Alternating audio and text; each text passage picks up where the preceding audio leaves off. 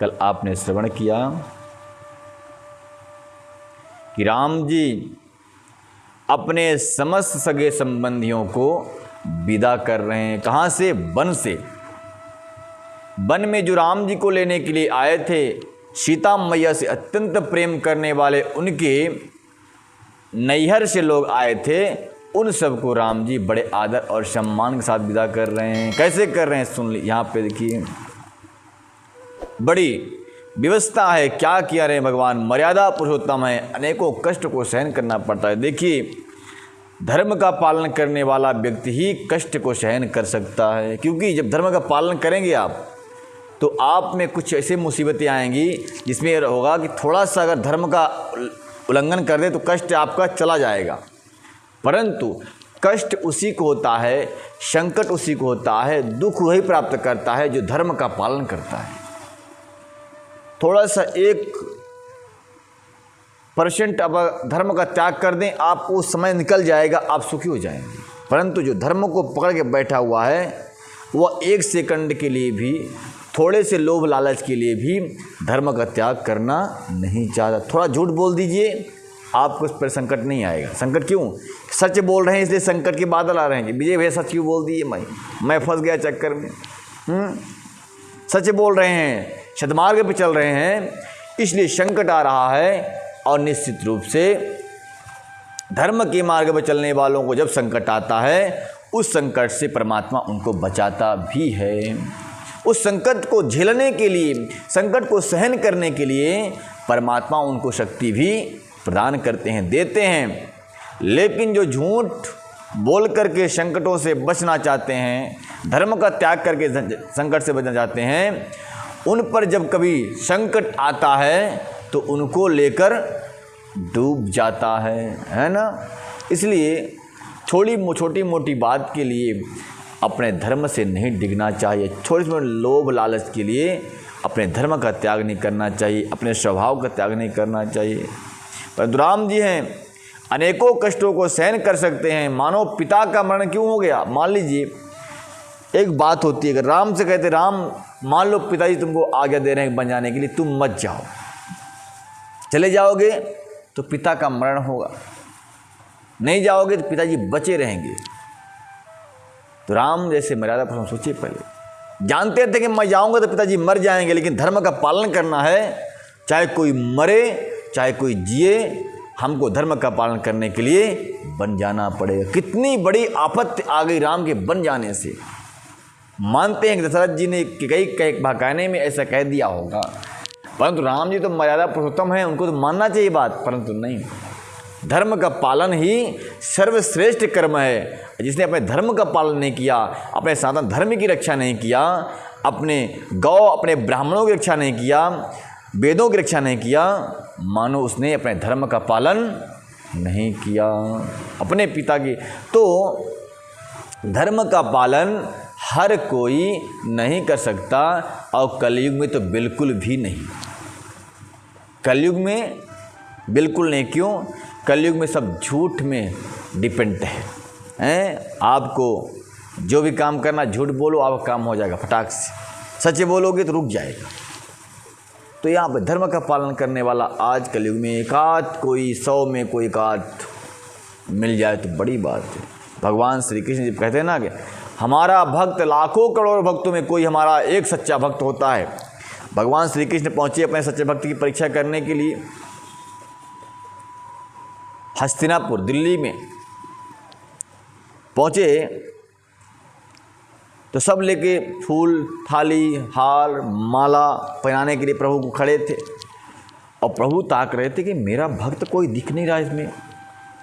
दाऊ भाई ने पूछे कन्हैया क्या देख रहे हो? बोले अपने भक्त को देख रहा हूँ। बोले क्या इतने जो भीड़ लगाए हुए हैं, क्या ये भक्त नहीं है आपके? बोले नहीं, ये तो दिखावा करने वाले लोग हैं। ये क्या है? ये दिखावे वाले हैं, ये झूठ बोलने वाले लोग हैं। ये तो मेरे सामने मुझे देखकर आ गए हैं भीड़ में, पर ये सच्चे भक्त नहीं। तो बोले मेरी चाची नहीं दिख रही, वो विदुरानी, विदुर जी भक्त और विदुरानी जी हस्तिनापुर में 2 ही भक्त थे वहाँ। ठाकुर जी कहते हैं मैं अपने भक्त को देख रहा हूँ, दिखाई नहीं पड़ रहा। चाची सबसे पीछे खड़ी हुई वह विदुरानी, कहा हे मधुसूदन मैं इधर हूँ। बोले चाची तुम चलो घर, मैं तुम्हारे घर में तुम्हारे भोजन करने, तुम्हारे हाथ से भोजन करने आने वाला हूँ। ऐसा तो कोई एकाध भक्त, बिरला, लाखों के भीड़ में कोई एकाध मिल जाए तो बड़ी बात नहीं। तो आज का जीवन तो झूठ पे ही डिपेंड है। धर्म का पालन बड़ा ही कठिन है, और उस कठिन धर्म का पालन वही करता है जो धर्मात्मा है। नहीं सब ईर्ष्या श्वेत स्वार्थ के बस में सब जले जा रहे हैं, स्वार्थ में सब दग्ध हो रहे हैं। ना किसी के धर्म से मतलब, ना कर्तव्य से मतलब, ना तो वेदों और शास्त्रों के सिद्धांतों से मतलब है। सब अपने मनमाना व्यवहार करते चल रहे हैं। पर राम जी धर्म का पालन करते हुए कहते हैं, गोस्वामी जी वर्णन करते हैं कि सो संकोच रासु अथक सुवानी, क्षमौ स्नेह सुमिर सकुचानी, भेंट भरत रघुबर समुझाए, पुनिर्पुबदन हर्ष ही लाए। भरत जी बड़ा संकोच कर रहे हैं कि राम जी को त्याग कर कैसे मैं राज्य को चला जाऊं। राम जी भी दुख सहन कर रहे हैं कि अपने भाई से भला अलग कैसे हो जाऊं, परंतु धर्म का पालन करना है। इसलिए गोस्वामी जी वर्णन करते हैं, सो संकोच रसु अथक सुवानी। वाणी से अगर कुछ अपने दुख का व्यक्त करें तो वाणी समाप्त हो सकती है बोलते बोलते, लेकिन दुख समाप्त नहीं हो सकता। इतना दुख हो रहा है कब? बोले भरत को राम भैया से बिछुड़ते वक्त ऐसा दुख हो रहा है, परंतु कह नहीं सकते क्योंकि धर्म का पालन तो करना है ना। राम जी बोल चुके भेर भरत, पिता की आज्ञा का पालन करना मेरा धर्म है, और उस धर्म का पालन करना जितना बड़ा मेरा कर्तव्य है, उतना बड़ा आपका भी कर्तव्य है। असह्य दुख है, दर्द है हृदय में भाई से बिछुड़ने का, लेकिन दोनों राम न भरत कुछ कहते नहीं हैं, सब कुछ आते हैं। अगर मैं कहूँ मुझे दुख हो रहा है आपसे बिछुड़ने का, तो राम कहते कैसे धर्मात्मा हो तुम, तुम्हें दुख हो रहा है। जैसे भगत सिंह को जब फांसी सजा हो रही थी, भरत जी की माता पहुंची, देखूं तो हमारे वीर लाल की आंखें कैसी इस समय। उसकी आंखें क्रोध में, लाल में, वीरता से दिख रही थी। भगत सिंह ने पूछा, माँ बताओ तुम क्यों आई यहाँ? बोले मैं देखने आई हूँ कि एक शेरनी का पुत्र जब उसकी मृत्यु उसके सामने खड़ी हो कैसा दिखेगा। तो भगत सिंह ने कहा कि माँ आप तो देख लिया ना कि शेर का बच्चा शेर ही होता है, कभी अपने धर्म से डिग नहीं सकता। वो कौन होता है? बोले शेर का बच्चा शेर ही होता है, धर्मात्मा का पुत्र भी धर्मात्मा ही होगा। इसलिए माँ तुम चलेगी, देख ली, अब तुम चली जाओ, मैं नहीं जाता तुम्हारे आंखों में आंसू आए। विदा कर दिया उन्होंने। तो धर्म का ये पालन है।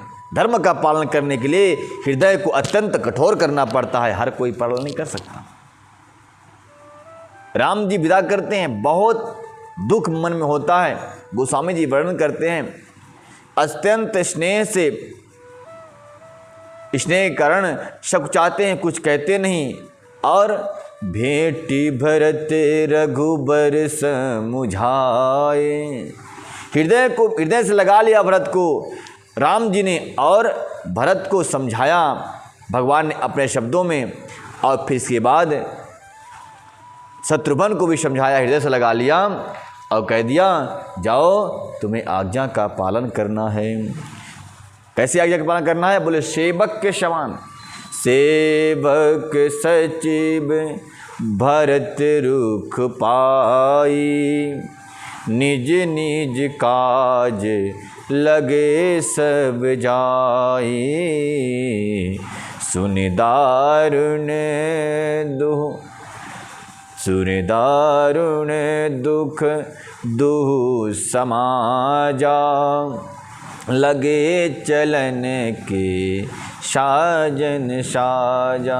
गोस्वामी जी वर्णन करते हैं कि दोनों पक्ष में, जनक जी के पक्ष की सेना जो आई थी, जनक जी के पक्ष में और राम जी के पक्ष में, दोनों ही समाज जो राम जी को लेने के लिए आए थे, अब राम जी से विदा होते वक्त दोनों ही समाज में अत्यंत दुख के बादल छाए हुए हैं, परंतु कह नहीं सकते कुछ, आंसू भी नहीं गिरा सकते राम के सामने। क्योंकि राम कह देंगे कि बताओ तुम कैसे धर्म के पालन करने वाले हो, तुम्हें दुख हो रहा है धर्म का पालन करते वक्त, तो मत धर्म का पालन ही मत करो। लेकिन आंसू कोई गिराता नहीं कि राम जी डांट देंगे। राम जी अत्यंत कठोरता से धर्म का पालन करने वाले हैं। और क्या हुआ, निज निज काज लगे सब जाई। भरत जी जब चलने वाले हैं, ऐसा जानकर के सेवक जन मंत्री जन चलने की तैयारी करने लगे। और सुनि दारुण दुख दुहु समाजु, चले जाएंगे यहाँ राम से दूर हम लोग, ऐसा जानकर दोनों समाज में दुख हो गया। जनक जी के पक्ष के लोग दुखी हुए और राम जी के पक्ष के लोग भी दुखी हो गए। लगे चलन जे साज समाजा, और अपने हृदय में धैर्य धारण किया और चलने के लिए रथ हाथी घोड़े पालकियां सब सजाने लगे। प्रभु पद पदुम बंदिदो भाई, चले शीस धरी राम रजाई। बन प्रभु पद पदों में बंदिदो भाई, चले शीस धरी राम रजाई। मुनि तापस बन देव निहोरी, सब सनिमानी बहोरी बहोरी। मुनि तापस जन देव निहोरी, बस सनिमानी बहोरी बहोरी। रामचंद्र के चरणों में दोनों भैया प्रणाम करते हैं और उनकी आज्ञा को अपने शीश पे धर करके रास्ता के लिए प्रस्थान करते हैं। और इतना ही नहीं, सबको बार बार प्रणाम करते हुए, किसको बोले, मुनि को, तपस्वियों को, वन के देवताओं को, सबको सम्मान करके भरत जी प्रस्थान करने की तैयारी करते हैं। लखन भेंटि प्रणाम करी, सिरधर सिय पदि धूरी। चले से प्रेम आशीष सुनी, सकल सुमंगल मूल। भरत जी महाराज समस्त सगे संबंधियों को प्रणाम करते हैं, फिर रामचंद्र के और सीता जी के चरणों की धूल को अपने मस्तक पे धारण करते हैं और चले से प्रेम आशीष सुनी, सकल सुमंगल मूल। जो समस्त मंगलों की मूल है कौन, रामचंद्र, राम और सीता की चरणों की धूली। ऐसे धूली को चरण में, सर में धारण करके बड़े प्रेम सहित सबसे मिलकर के भरत जी चले कहाँ, जहाँ राम जी आज्ञा दे दिए हैं वहाँ चल पड़े। कहाँ, अयोध्या के लिए। सानुज राम नृपहि सिरनाई, कीनि बहुते विधि विनय बड़ाई। देव दया बस दुख पायहूँ, बड़ दुख पायहूँ, सहित समाज कन कहीं आयहूँ। छोटे भाई लक्ष्मण समेत भरत जी ने राजा जनक को सिर नवाकर उनकी बहुत प्रकार से विनती और बड़ाई की और कहा, हे देव, दया बस आपने बहुत दुख पाया, अब समाज सहित अपने वन को वन में आए, समाज सहित आपने वन में आए, बहुत दुख पाया। ऐसे कौन कहा, प्रभु रामचंद्र जी ने सबको सम्मान करते हुए से आशीर्वाद दिया। उनको संत्वना दी, किसने, राम जी ने। पूरे पग धरी है देहि आशीषा, की निधीरी धरी गबनु महिषा। मुनि महिदेव साधु सैन्य माने, विदा किए हरि हर्षम जाने। गोस्वामी जी वर्णन करते हैं कि अब आशीर्वाद देकर नगर को पधारिए, ऐसा राम जी अपने ससुर जनक जी से कहते हैं। और यह सुनकर जनक जी धीरज धरकर गमन किया। बहुत दुख से आक्रांत हो रहे थे, लेकिन धैर्य को धारण किया, धीरज धारण किया और अपने नगर को गमन किया। इसके बाद फिर रामचंद्र जी ने महात्माओं को और ब्राह्मणों को भगवान शिव और विष्णु के समान जान करके उनका पूजन करके सम्मान से उनको भी विदा कर दिया। सासु समीप गए दो भाई, फिरे बंद पगे आशीष पाई, कौशिक बाम देव जावाली, पुरिजन परिजन सचिव सुचाली। तत्पश्चात सबको विदा करने के बाद राम जी अपने सासू माता के पास गए हैं, सीता माता को साथ में लेकर। अब वहाँ पे सीता जी को देखकर बिलखने लगी सुनैना मैया। अपनी पुत्री को वन में देखकर कौन सी ऐसी माता है जो बिलख न जाए, जो रोने न लग जाए। बहुत संभाला है सुनैना जी ने, परंतु रोना अपना रोक न सकी। सीता से छूटते वक्त बहुत ही रुदन करने लगी। सुनैना जी के पास गए राम लक्ष्मण सीता, उनको प्रणाम करते हैं और चरणों की वंदना करके आशीर्वाद पाकर फिर जल्दी ही वहाँ से वापस चले आए। अगर राम कहते हैं अगर वापस नहीं जाऊँगा, खड़ा रह जाऊँगा, तो हे लक्ष्मण प्रेम के बंधन में बंध जाऊँगा, ये लोग मुझे छोड़ नहीं पाएंगे, इसलिए सबसे जल्दी मिल करके फॉर्मेलिटी अदा करना है, फिर वापस इधर चले आना है अपने कुटिया की तरफ। इसके बाद राम ने अपने सीता से वापस चले आए, उनसे मिल करके फिर कौशिक मुनि वामदेव और जावाल मुनि से परिजन सहित सचिव सहित भगवान श्री के राम मिले। नगर वासियों से मंत्रियों से सबसे मिले, मुलाकात की। अंत में सबको विदाई की उन्होंने।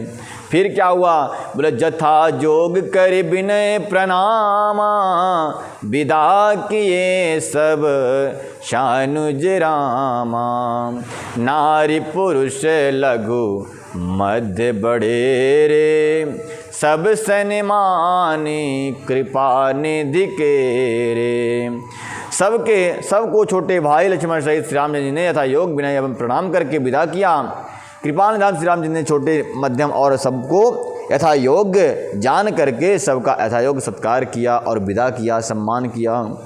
भरत मातु पद बंद प्रभु, शुच स्नेह मिली भेंट, विदा की सज पाल की, सब कुछ सोच सब मेट। फिर राम जी ने भरत की मैया के कैसे मिले और सबको विदा करने के लिए सुंदर पालकी से जा करके सबको विदा कर दिया। परिजन मातु पिता ही मिल सीता, फिर प्राण प्रिय प्रेम पुनीता, करि प्रणाम भेटी सब सासु, प्रीत कहत कभी न हुलासु।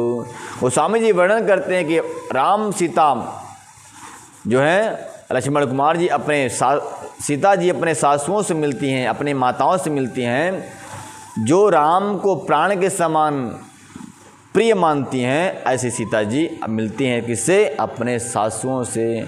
सासुएं बड़ा सीता से प्रेम करती हैं और सीता जी सबको प्रणाम करके प्रीति सहित वापस लौट आई।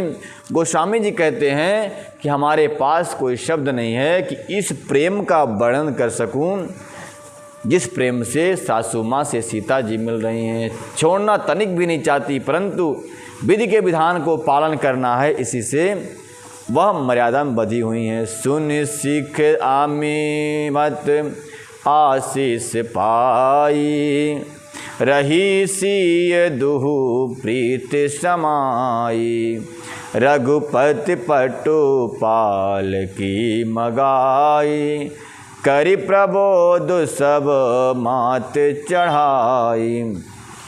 उनकी शिक्षा और मनचाहा आशीर्वाद पा करके सीता जी सासुओं तथा माता पिता दोनों ओर की प्रीति को समान समझती हुई रघुनाथ जी ने सुंदर पालकियाँ मंगाया और अपने माताओं को उसमें चढ़ा दिया और वहाँ से विदा किया। बार बार हिल मिल दो भाई, समसने जननी पहुँचाई, साजिबाज गज बाहन नाना, भरत भूप दल की न प्याना। माताओं को लेकर भरत जी और जनक जी ने अपने सैनिकों को लेकर वहाँ से प्रस्थान कर गए। तब इधर दोनों भाई ने मिलजुल कर बहुत सम्मान किया, सत्कार किया और राजा जनक जी के दलों ने घोड़ों, हाथी और अनेकों तरह की सवारियां सजाकर प्रस्थान कर दिया। हृदय राम सिय लखन समेता, चले जाएं सब लोग अचेता। बस ही बाजे गज पशु ही हारे, चले जाहीं पर बस मन मारे। कहते हैं गोस्वामी जी कि राम जी ने तो विदा कर दिया, लेकिन इनका तन विदा हुआ है, मन तो राम जी के पास ही स्थित है, मन नहीं गया। इसलिए लोग सब जो हैं अचेत होकर जा रहे हैं। और बस ही बाज गज पशु ही हारे, समस्त पशु पंक्षी इत्यादि सब राम जी के लिए अपना जीवन हार करके जा रहे हैं। सबका मन, सबका तन जो है शिथिल पड़ा हुआ है, कोई किसी से बात नहीं करता है, सब उदास होकर के राम जी की आज्ञा पाकर चले जा रहे हैं अपने घर को। गुर गुरु तीय पद बंदी प्रभु सीता लखन समेत, फिर हर से विस्मय सहित आए परन निकेत। गोस्वामी जी वर्णन करते हैं गुरु वशिष्ठ और उनकी पत्नी अरुंधति के चरणों में वंदना करके सीता जी और लक्ष्मण जी सहित प्रभु रामचंद्र जी हर्ष और विषाद के साथ लौटकर पर्णकुटी में आए। फिर विदा की निसन मान साधु, चले हृदय बड़ बिरह विषादु। कोल की रात भिल बन चारी, फिरे फिरे जो हारे जो हारे। बड़ा ही फिर भगवान जैसे पर्णकुटी में आए, अपने मित्र निषाद राज्य को उन्होंने विदा किया। वह चला तो सही, किंतु उसने हृदय में विरह का बड़ा भारी विषाद था। फिर रामचंद्र जी ने कोल किरात भील आदिवासी लोगों को लौटाया। वे सब जोहार जोहार कर वंदना करके लौटने लगे। प्रभु सिय लगन बै लखन बैठ बट छाही, प्रिय परिजन वियोग बिल खाही। सबके चले जाने के पश्चात राम जी, लखन जी और सीता जी दुख से बिलखने लगे, परिजनों के वियोग से बिलखने लगे।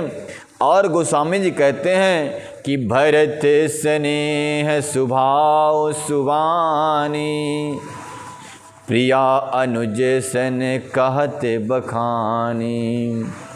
भरत जी के स्नेह स्वभाव और सुंदर वाणी का बखान करके ये प्रिय पत्नी सीता और छोटे भाई लक्ष्मण जी से राम जी कहते हैं, क्या कहते हैं कि प्रीति प्रतीति बचन मन मा करनी, श्री मुख राम प्रेम बस बरनी। ते अवसर खग मृग जल मीना, चित्रकूट चर अचर मलिना। गोस्वामी जी वर्णन करते हैं कि श्री रामचंद्र जी ने प्रेम के बस में होकर भरत जी के वचन, मन, कर्म, प्रीति और विश्वास का अपने श्रीमुख से वर्णन किया। उस समय पक्षी, पशु और जल की मछलियाँ, चित्रकूट के सभी चेतन और जड़ जीव उदास हो गए और भरत जी के वियोग की वो प्रशंसा करने लगे। और कहते हैं विधु के बिलो के दशा रघुबर की, विधु की बिलो की दशा रघुबर की, बरस सुमन कह गति घर घर की, बरस सुमन कहा गति घर घर की। प्रभु प्रणाम करी दीन भरोसो, चले मुदित मन डर न खरोसो।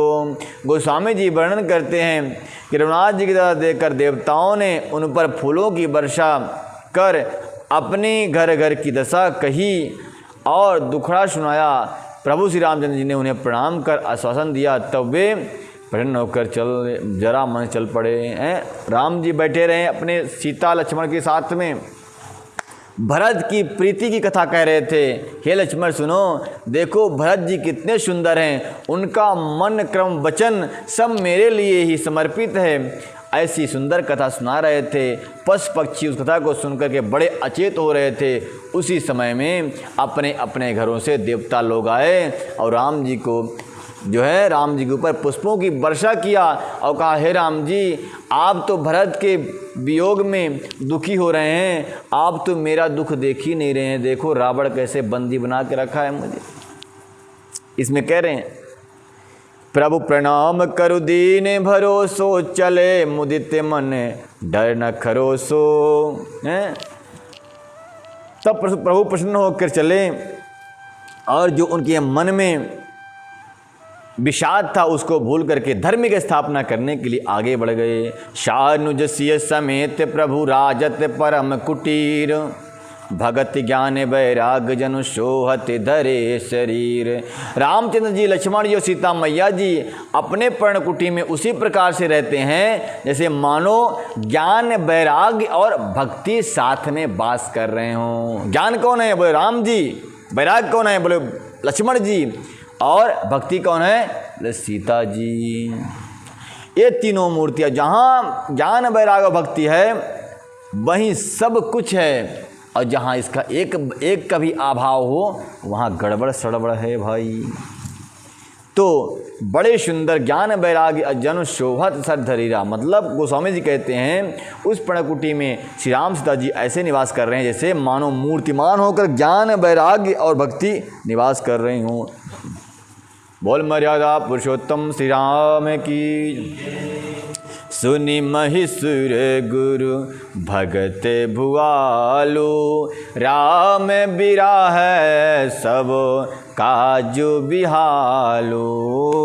सुनि महिषुर गुरु भरत भुआलो, राम बिराह सब साजु बिहालो। प्रभु गुण ग्राम गणत मन माही, सब चुपचाप चले मग जाही। भरत जी राम जी की महिमा का वर्णन करते हैं, उनको स्मरण करते हैं, और जानक जी भी उनकी लीलाओं का वर्णन करते हुए स्मरण करते हुए चलते हैं, और सब दुखी हैं। मार्ग में राम के क्रियाकलापों के चिंतन तो सभी को है, परंतु एक दूसरे से कोई कहता नहीं है। गुण समूह स्मरण करते हुए सब लोग मार्ग में चुपचाप चले जा रहे हैं, किसी कोई बात नहीं करता है। जमुना उतरी पार सब भयहूँ, शोभा सर बिनु भोजन गयहूँ। उतर देव सर दूसरे बासु, राम सखा सब कीन सुपासु। पहले दिन सब लोग यमुना जी उतर कर पार हुए, वह दिन बिना भोजन के ही बीत गया, और दूसरा मुकाम गंगा जी उतर कर गंगा पार श्रृंगवेरपुर में हुआ। वहाँ राम सखा निषाद राज ने सब प्रबंध कर दिया, यानी भोजन की व्यवस्था किया सबको। ऐसी स्थिति भाई। साय उतर गोमती नहाए, चौथे दिवस अवधपुर आए। चौथे पड़ाव में 3 दिन रास्ते में लगा, चौथे दिन में अवधपुर पहुंच गए। तो साय उतर गोमती नहाए, चौथे दिवस अवधपुर आए। जनक रहे पुरे बासर चारी, राजकाज सब साज सवारी। गोस्वामी जी वर्णन करते हैं कि फिर सही उतरकर गोमती में स्नान किया और चौथे दिन अयोध्या जी पहुँचे। जनक जी 4 दिन वहाँ रहे और समस्त राजकाज भरत जी को समझाया, और फिर संभाल कर वो अपने मंत्री गुरुजन भरत जी को राज सौंप कर सारा साज समाज ठीक करके तिरहू को चले, यानी अपने घर को चले गए। नगर के स्त्री पुरुष गुरु जी की शिक्षा मानकर श्री राम जी की राजधानी अयोध्या में सुखपूर्वक रहने लगे। गोस्वामी जी क्या वर्णन करते हैं, सुनिए। राम दरस लग लोग सब, करतने में उपवास। तज भूषण भोग सुग जियत अवध की आस। राम जी जितने दिन तक वन में रहे, उस नगर के वासियों ने कभी भोजन नहीं किया, और 14 वर्ष तक किसी को संतान उत्पत्ति नहीं हुई, यानी कि सब लोगों ने विषयों का भोग, राज्य भोग सब त्याग करके योगियों के समान व्रत करके बैठ गए राम के दर्शन की इच्छा के लिए। इसमें कह रहे हैं गोस्वामी जी की, राम दरस लगी लोग सब करत नेम उपवास। नियम और उपवास करते हैं कौन? सब लोग वहाँ के। और ताजी ताजी भूषण भोग सुख जियत अवध की आस। और सब जो है भूषण यानी श्रृंगार को त्याग दिया, भोजन को त्याग दिया, सुख को त्याग दिया और जीने लगे उस अवधि के लिए, यानी 14 वर्ष की जो अवधि है वो समाप्त हो जाए, ऐसे उद्देश्य से वो सब जीने लगे और राम के दर्शन की आशा में अपने प्राणों को संयोग कर बैठा। और सचिव सुसेवक भगत भरत प्रबोधे, निज निज काज पाए सिख धो थे। पुण्य सिख दीन बोले लघु भाई, सौंपी सकल मातु सेवकाई। गोस्वामी जी बहुत सुंदर के सचिव के साथ में भरत जी अनेक प्रकार से प्रबंध करने लगे हैं। भरत जी ने मंत्रियों और विश्वासी सेवकों को समझाकर उद्यत किया हुए सब सीख पा करके अपने अपने काम में लग गए। फिर छोटे भाई शत्रुघ्न जी को बुलाकर शिक्षा दी और सब माताओं की सेवा उनको सौंप दी। भरत जी ने सबको अपना अपना काम सौंप दिया राज्य में आकर। फिर क्या हुआ कि भूसुर बोली भरत कर जोरी, करी प्रणाम भय विनय बहोरी। ब्राह्मणों के चरणों की वंदना करके भरत जी ने उनको प्रणाम किया और प्रणाम कर अवस्था के अनुसार विनय और निहोरा बार बार किया और अपने लोगों को ऊंच नीच छोटा बड़ा अच्छा मंद जो कुछ भी कार्य हो उनके लिए आज्ञा दीजिए, ऐसा उन ब्राह्मणों से उन्होंने विनती की। संकोच ना कीजिए। ब्राह्मणों से कहा उन्होंने कि भरत जी कि हे गुरुदेव आप मुझे आज्ञा दीजिए और इस राज्य में छोटा बड़ा जो जिसके लायक कार्य हो उसको वो कार्य सौंप दीजिए और सब कुछ मत कीजिए। परिजन पुरजन प्रजा बुलाए, समाधान करी सुबस बसाए। सानुज गे गुर गे है बहोरी, करी दंडवत कहत कर जोरी। भरत जी ने फिर परिवार वालों के लोगों को, नगरों को और अन्य प्रजा को बुला करके उनका समाधान करके उनको सुखपूर्वक बसाया। फिर छोटे भाई शत्रुघ्न सहित वे गुरु जी के घर गए और दंडवत करके हाथ जोड़कर बोले, आयसु हो ही ता रहो सने माँ, बोले मुनि तन पुलुक समय माँ। समुझ कहबे करब तुम सोई, धर्म सारु जग होई है सोई। भरत जी कहते हैं, गुरुदेव कहते हैं कि हे भरत जी आज्ञा हो तो मैं बिना पूर्वक कहूँ। मुनि वशिष्ठ जी ने भरत जी ने सारा का सारा काज सवाल करके राज्य का सबको अपने अपने उनके योग्य स्थान दे दिया, काम दे दिया और स्वयं गुरु जी के आश्रम में पहुँचे और आज्ञा कहते हैं, हे गुरुदेव अगर आपकी आज्ञा हो तो कुछ दिन मैं यहीं रहूं। कहाँ पर? गुरु जी के आश्रम में। अरे क्या बात है भाई, वहाँ पे राज्य में अवधपुरी में क्या दिक्कत है, क्यों नहीं रहते भरत जी? भरत जी कहते हैं, प्रभु आज्ञा हो तो मैं नियम पूर्वक रहूं। मुनि वशिष्ठ जी ने पुलकी शरीर से होकर प्रेम से साथ बोले, हे भरत तुम जो कुछ समझोगे कहोगे वही करोगे, वही जगत में धर्म का सार होगा। यानी राज्य में रहो या गुरुकुल में रहो, जहाँ भी रहो वह धर्म ही होगा। सुनी सिख पाई आशीष बड़ी, गनक बोली दिनु साधी। सिंहासन प्रभु पादुका बैठा रे निरुपाधि। भरत जी यह सुन करके और शिक्षा तथा बड़ा आशीर्वाद पाकर ज्योतिषियों को बुलाया और दिन अच्छा मुहूर्त साध कर प्रभु की चरण पादुका को निर्विघ्नतापूर्वक सिंहासन पर विराजमान कर दिया भरत ने। फिर क्या हुआ? राम मात गुरु पद सिरुनाई, प्रभु पद पीठ रजाय सुपाई। नंदी गाँव करे परन कुटीरा, कीन निवास धर्म दुर्धीरा। कहते हैं गोस्वामी जी वर्णन करते हैं, भरत जी ने भगवान श्री राम के चरण पादुका को सिंहासन पर विराजमान किया और स्वयं जाकर के उनकी माता को प्रणाम किया और स्वयं निवास स्थान अपना नंदीग्राम में कर लिया। नंदीग्राम पर्णकुटी बनाकर उसी में निवास करने लगे। कौन? भरत जी महाराज। फिर क्या हुआ? जटा जोट सिरे मुनि पटधारी, मही मखी सुनी साथरी सवारी, आसन बसन बसन ब्रस नेमा, कहत कठिन परिधाम सप्रेमा। इस प्रकार से भरत जी ने अपना निवास स्थान बना लिया। आज कथा यहीं तक, कल और कथा होगी। अब तक के लिए जय जय श्री राधे श्याम।